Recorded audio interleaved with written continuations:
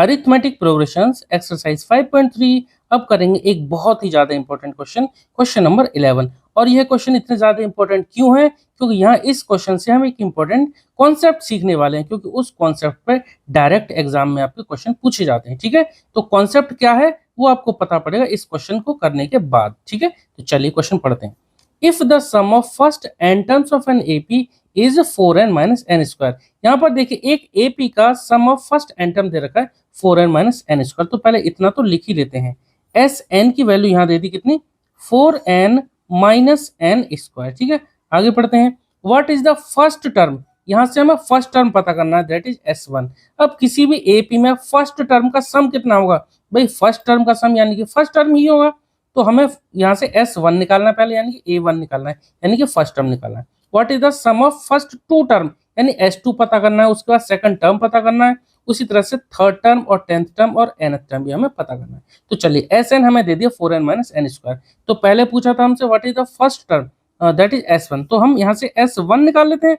Simple सी बात है, n की जगह हम सिंपल 1 पुट कर देते हैं।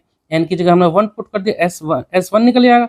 तो यहाँ पे 4 इंटू 1, तो 4 इंटू 1 1 ही रहेगा, माइनस n की जगह 1 पुट करें तो 1 का स्क्वायर 1, यानी कि ये आ जाएगा 3। S1 आ गया हमारे पास 3, और जो S1 होगा वही हमारा फर्स्ट टर्म यानी A1 बोलो या सिर्फ आप A बोलो, वो आ जाएगा हमारे पास कितना, 3। फर्स्ट टर्म आ गई 3, हमसे पूछा है इसके बाद सम ऑफ फर्स्ट टू टर्म यानी S2 भी पूछा है हमसे। अब देखिए S2 कैसे निकालेंगे, यहाँ पर हम n की जगह 2 पुट कर देंगे। ठीक है, S2 निकाल लेते हैं, n की जगह 2 पुट कर देते हैं, कितना आएगा 4 इंटू 2 लिख देता हूँ, 4 इंटू 2 माइनस 2 का स्क्वायर। 4 इंटू 2 कितना हो जाएगा 8, और माइनस 2 का स्क्वायर हो जाएगा 4। ठीक है, तो 8 माइनस कितना आ जाएगा, 8 माइनस 4 कितना आ जाएगा 4। तो S2 यानी सम ऑफ सेकंड टर्म तक का, दूसरे टर्म तक का सम कितना आ जाएगा 4। अब एक बात समझिए, अच्छा चलो पहले आगे बढ़ते हैं। What is the sum of first two term निकल गया, फिर what is the second term पूछा हमसे, A2 भी पूछा है। अब एक बात समझिए, हमें फर्स्ट टर्म यानी कि A पता पड़ गया 3, सेकंड टर्म हमें नहीं पता, लेकिन हमें ये पता कि सेकंड टर्म का सम यानी फर्स्ट टर्म और सेकंड टर्म दोनों मिलाकर कितना है 4। तो A2 अगर हमें निकालना है तो क्या करना पड़ेगा, S2 माइनस फर्स्ट टर्म कितना है S1 के बराबर ही है, तो कितना है S2 माइनस S1, यानी कि जो हमारी सेकंड टर्म का सम है, सेकंड टर्म तक का सम है वो है 4 माइनस इससे पहले वाली टर्म यानी कि 3। तो कितना आ गया, A2 आ गया हमारे पास 1। A2 कितना आ गया 1। ठीक है, आपको ये बात समझ में आ गई।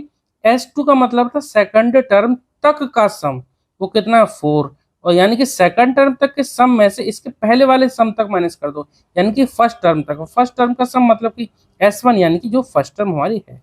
तो A2 आ गया हमारे पास 1। अब देखिए A2 आ गया हमारे पास और A1 यानी फर्स्ट टर्म आ गई, यहाँ से आप D आसानी से निकाल सकते हैं।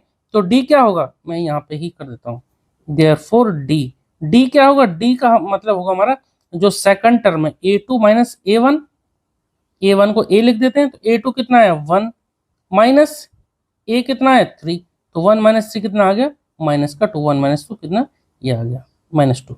तो D यानी कॉमन डिफरेंस आ गया हमारे पास -2। अब आगे बढ़ते हैं, देखो फाइंड द थर्ड टर्म पूछा है, तो A3 यानी कि A3 को हम क्या लिख सकते हैं, A प्लस 2D लिख सकते हैं, A प्लस 2D।